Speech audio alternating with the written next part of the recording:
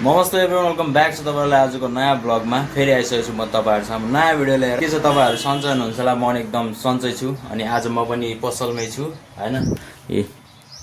अब पसल बाहेक म कहाँ जान्छु र हैन। व्यापार त गर्नु पर्यो, अलिअलि भयो भने त छाप्नु पर्यो, कमाउनु पर्यो। यसो भित्र कट्टु सट्टु किन्ने पैसा त उठाउनु पर्यो नि त हैन। यस्तै छ नेपालको माहौल हेर्दा। तर म चाहिँ अहिले ठ्याक्कै एउटा मसँग मोबाइल आएको छ। यसको चाहिँ म डिस्प्ले हाल्दै छु। हेर्नु, मैले खोलिसकेको छु। अनि यो बोर्डरहरु नि मैले पुरै सफा गरिसकेको छु यसको हैन। एकदम क्लिन हानेछु। एकचोटी फेरि यो क्लिनर लाएर अनि यो ब्रसले चाहिँ सफा हान्छु। अनि यसको पुरानो डिस्प्ले चाहिँ यो हो। अनि म चाहिँ अब डिस्प्ले हाल्दा छैन, यो पुरानो डिस्प्ले यसको। अब त्यस्तो महँगो खाले पर्दैन, नर्मल डिस्प्ले चाहिँ हो यो। अनि यो पनि मैले गएर ल्याइसकेको छु। हेर्नु, जे जस्तो भए पनि ल्याइसकेको छु। नर्मल खाले डिस्प्ले छ। अब यसमा चाहिँ मैले गर्नुपर्ने के हुन्छ भन्दा यसको प्लास्टिकहरु पुरै निकाल्छु म। यसलाई पनि निकाल्छु अनि यो प्लास्टिक देखि यसलाई निकाल्छु। यो निकालेन भने चाहिँ अलि अटो टचको समस्या आउने हुन्छ हैन। त्यही भएर काम चाहिँ एकदम क्लियर गर्नुपर्छ। अनि यसमा चाहिँ म एउटा यो भित्र चाहिँ अब टेप लाए पनि हुन्छ, नलाए पनि हुन्छ, किनकि यहाँ ब्ल्याक यो देखिरहेको छ। तै पनि म टेप चाहिँ लाउँछु हैन। अनि यहाँ लाउने टेप भनेको चाहिँ यस्तो खाले हुन्छ कि यो टेपहरु युज गर्नुपर्छ हैन। किनकि जस्तै अब यो ग्लु एकदमै मसिनो एकदम पानी जस्तै हुन्छ के। यो महँगो खाले भयो भने पानी जस्तै हुन्छ।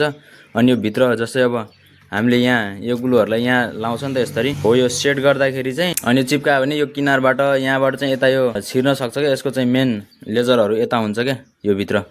यो चाहिँ मेन ठाउँ हो नि त। अनि यहाँ चाहिँ यो टेपलाई यसरी यो भित्र छिराएर यस्तो टक्क पारी यो हालेर नि यस्तै टाइपमा हालेर अनि भित्र ग्लु जाँदैन, टेपमा चिप्किने त्यस्तो समस्याहरु आउँदैन, डिस्प्ले खाने समस्या चाहिँ आउँदैन। अनि यो मोडल भनेको चाहिँ ओप्पो A5s हो हैन। अनि यसमा चाहिँ म यसैको डिस्प्ले हालिरहेको छु। अनि यो चाहिँ अब धेरै मोडलहरुमा लाग्छ, एउटै मोडलमा हुँदैन। यो मोडलहरु चाहिँ यहाँ लेखेको हुन्छ। यस्तो छ गाइस हैन। म चाहिँ यसलाई अब एकछिन टक्क पारी ग्लु लाउँछु यसमा। यसको टेपहरु निकाल्दै छु हैन।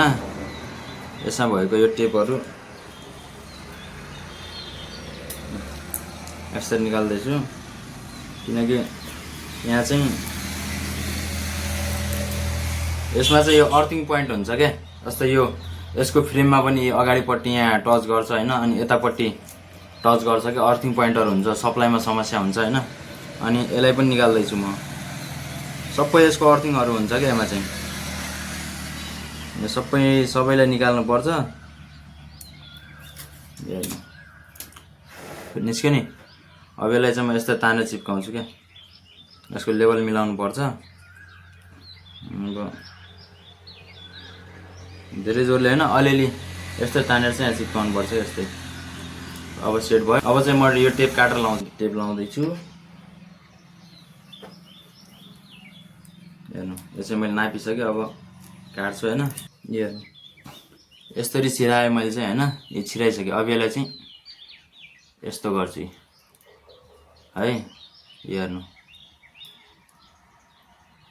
हेर्नु यस्तो भएको छ।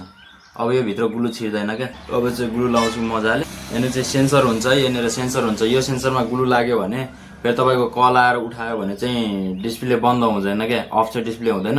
अनि त्यसको लागि चाहिँ यो डिस्प्लेमा पनि धेरै त्यस्तो जोर गरेर राख्नु पर्दैन। तलतिर डिस्प्ले भित्र छिर्न सक्ने सम्भावना धेरै हुन्छ क्या। त्यही भएर एकदम विचार गरेर यस्तो लाउनु पर्ने हुन्छ। डिस्प्लेमा समस्या आउने डर हुन्छ क्या, अटो चार्ज भइदिने हैन। अब यो केमिकल हो नि त। यो भित्र गयो भने चाहिँ यसले फेरि लास्टै समस्या पार्छ के। जहाँ बढी भएको नि अनि यसले निकाल्छु के यसरी, जो यो फ्रेम भन्दा भित्रतिर छिरेको छ। अब यसलाई चाहिँ म एकछिन यतिकै राख्छु। यत्र हल्का सुक्नु पर्छ। यसलाई चाहिँ 1-2 मिनेट जति होल्ड गर्नुपर्छ। अनि हल्का त्यस्तो हल्का सारो हुन्छ। हल्का सारो भयो भने चाहिँ अनि मजाले पिसाउनु पर्छ। यसलाई चाहिँ राखिदिनु पर्छ यसमा।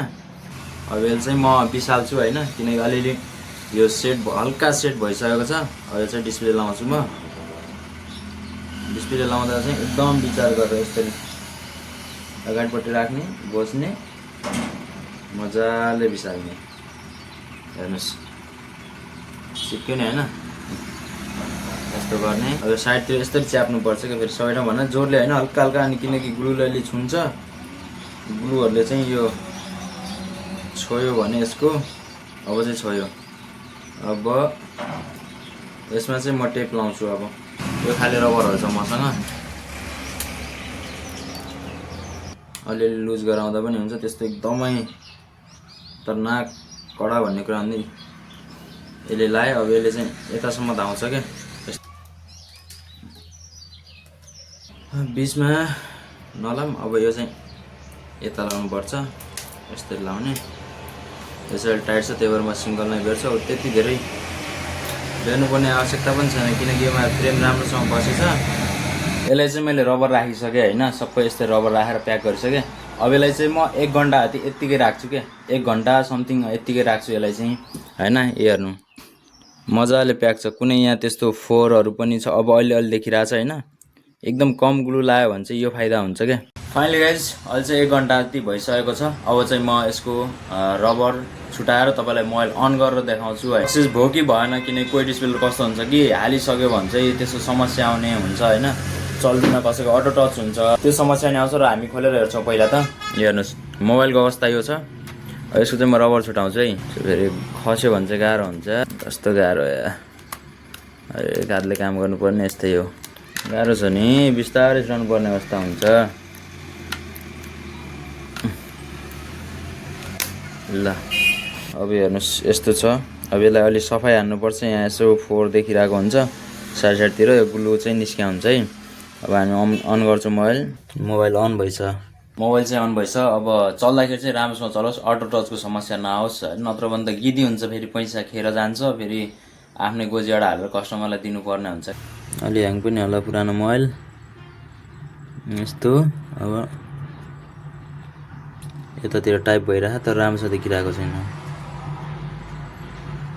6 सम्म 7 8 9 स्टार 0 H ओके कहीँ प्रब्लम छ छैन